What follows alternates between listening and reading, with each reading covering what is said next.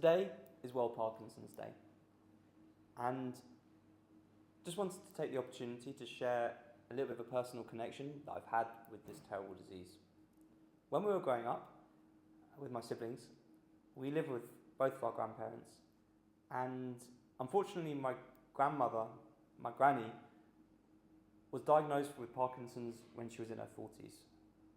She died quite young, and we really saw her living in the worst time of this disease, and it really developing into something that was really quite terrible to see and ultimately take away our granny from who she was to us.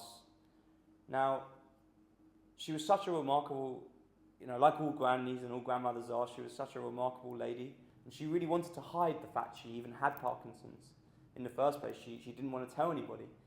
And I remember growing up as kids, we would play with her Rummy Cub, or we would play, I've forgotten the name, but we would play different board games with our grandmother. And in the later years of her existence, we couldn't play those games.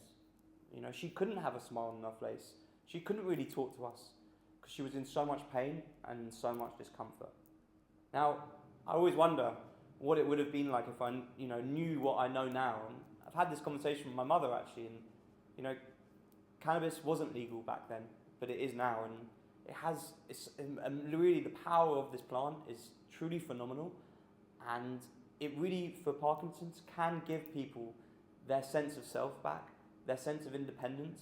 It can give them their sense of joy and ultimately put their smile back on their face, even if it's for a period of time whilst they're medicated. So, the message for us, from Cantourage Clinic, is that if any of your family members, your granny, your grandfather, your uncle, your sisters, your brothers are suffering from Parkinson's, we're here to help. There is an option that actually can provide an alternative solution and an alternative medication.